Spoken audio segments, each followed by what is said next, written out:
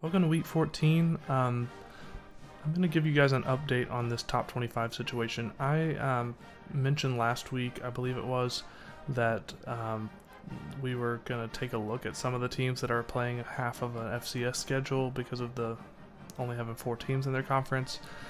I kind of decided if half your schedule is FCS teams, then you might as well be an FCS team. So I've just removed them from the top 25 altogether. So if you're a big fan of Oregon State, Washington State, Army, Navy, I apologize, but I just don't want them to just be in the playoffs every year because they play a cupcake schedule. So here's what we've got for the top 25. I've reordered everything based on, quality of schedule, your record, that type of thing. So I've restructured this a little bit. So we got Houston at number 1, USC, Florida, Miami, BYU at number 5, followed by Washington, Maryland, Ohio State, Clemson, Alabama, Kansas State, and then Toledo. So that's your top 12 right now. I'll probably move Toledo up a little bit if they do end up winning out and winning their conference. Their only loss is last week to Missouri, so since they lost their last game, they're a little bit further back, but they do have a win over Northern Illinois, who's at number 19. So let's take a look at the rest of who's just on the outside. We've got Michigan, North Carolina, and Auburn, all with 3 losses. We got Boise State with 2 losses. They do have a win over number 5, BYU, which is pretty impressive. The only game that BYU has lost. So Boise State might end up making a run. Penn State, Rice, whose only loss has been to LSU. But they do have a win against number 20, SMU, from last week. And some other quality wins at Tulane, at Army. A couple of good wins there. So Rice might end up jumping up a few spots. Northern Illinois, who has lost to Bowling Green, and Toledo. They do have a win over Arkansas on the road at Wake Forest, so they do have some Power 5 wins, even if they are weak on the weaker side. We've got SMU, Cal, TCU, UNLV, Arkansas, and Georgia. So that's going to round out the top 25 for this week. I just wanted to give you guys full transparency on the fact that I'm sort of readjusting these as of right now. I'm not going to do it every single week, but if I see something that's just completely egregious, then we'll make a little change here and there. But anyways, let's go ahead and jump into week 14.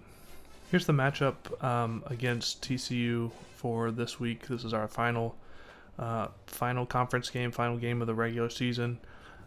We've got pretty much a dominant comparison here over TCU in terms of our stats. We have a really balanced, multifaceted offense with rush and pass offense being in the top 30. And their pass defense is a little bit rough, so we'll probably be passing the ball quite a bit. They've got us in turnover differential by a few, but we saw last week that doesn't really matter. So yeah, this is the matchup. We've got the rest of our prospects, basically 5 guys visiting this week. So it's going to be important that we perform well. So anyways, let's go ahead and jump into the game here. It is week 14, our regular season finale at home against TCU. Let's get it. Coley's going to drop back 1st and 10, our opening drive. Just going to launch one deep to Carnes. He gets it, sheds the tackle, and gets in the end zone. Big 38-yard touchdown pass on our opening drive. TCU's first drive, it's 3rd and 3. He's going to find Hawthorne on the left sideline. He goes down past the 50 for 20 yards and a first down. Next play, Morris, left sideline to Russell. He makes a move, gets by the defender, and walks into the end zone down the left sideline. 48-yard touchdown pass for TCU. We got a 7-7 ball game. Play action from Coley on the next drive, rolling out right. Looking, doesn't find anybody. He's going to take it himself down the right sideline, sneaks past and gets close to the 20 there before he's knocked out of bounds.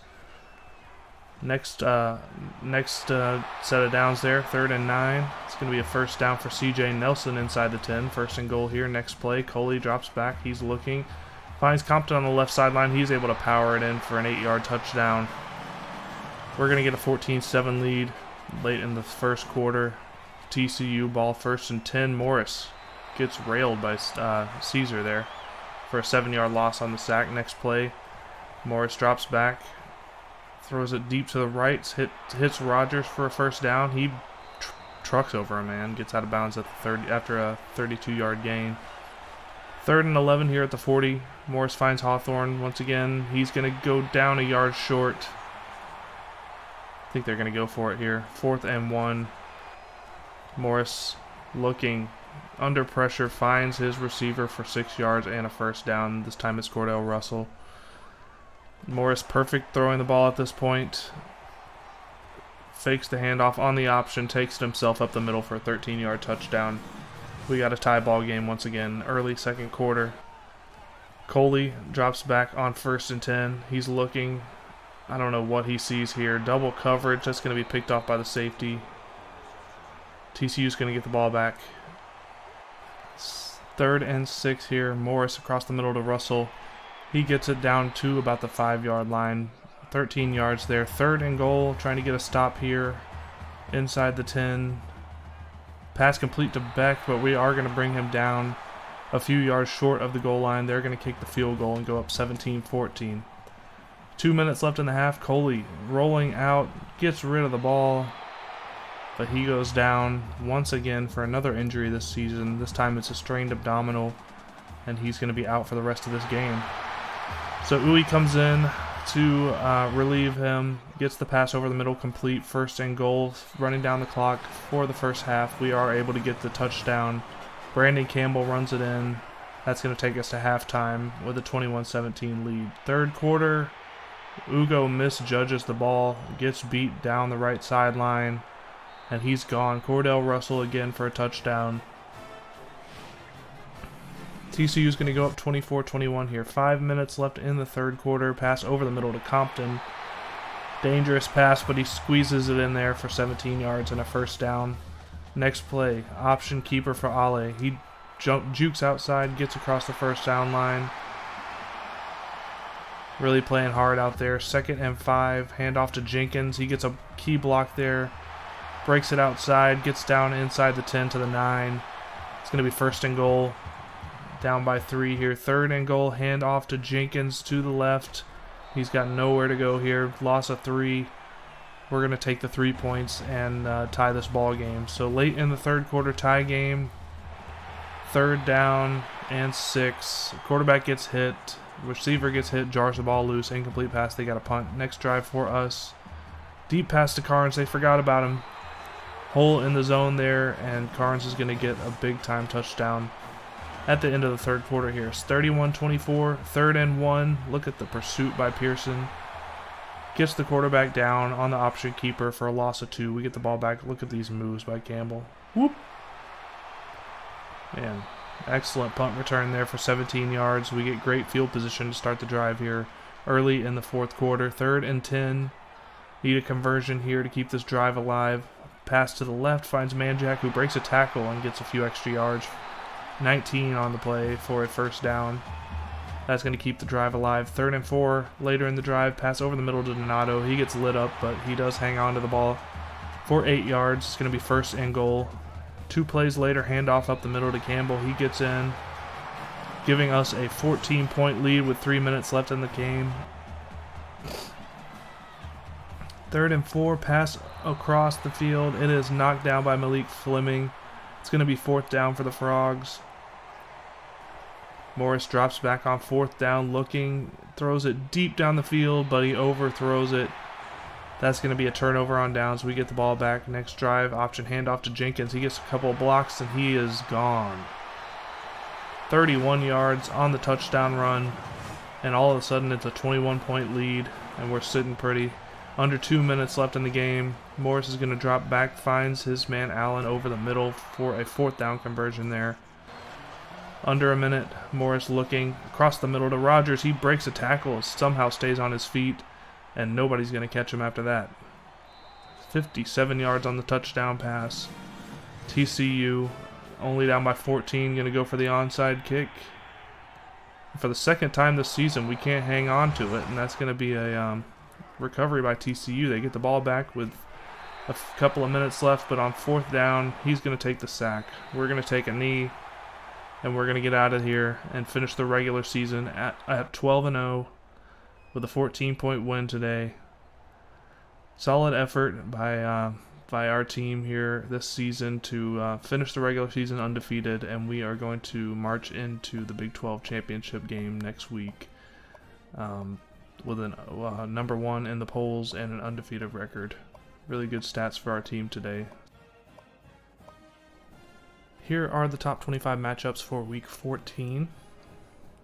Memphis is going to knock off number 20 SMU 21-9.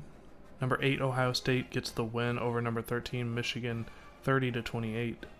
Toledo is going to go to 9-0 in conference play, 11-1 overall with a 73-9 win over Western Michigan. Rice is also going to finish at 11-1 with a 37-7 win over UTSA. Florida State pulls off the huge upset over number 3 Florida 30-10. LSU is going to double up on number 24 Arkansas 42-21. And in the Iron Bowl, Auburn's going to get the win over number 10 Bama 20-19. Number 2 USC is going to put up 30 in the shutout over Notre Dame to finish their season at 11-1. West Virginia is going to knock off number 5 BYU 35-28. BYU is still going to be in the Big 12 championship game though. And that's going to do it for this week's top 25 matchups. We're going to go ahead and advance to Week 15. Alright, so this week we do have 2 additional commitments with Kurt Cooper and Kagan Rayner. So let's go take a look at these guys. Kurt Cooper is a guy that scouted down 9 points from a 79 to a 70. But he does have, decent tackling and pretty good physicals. 84 strength is pretty good for a D tackle. Actually, decent speed for a D tackle. Block shedding is not great, but I think he's going to be a solid D tackle for us, even though he is a bust technically.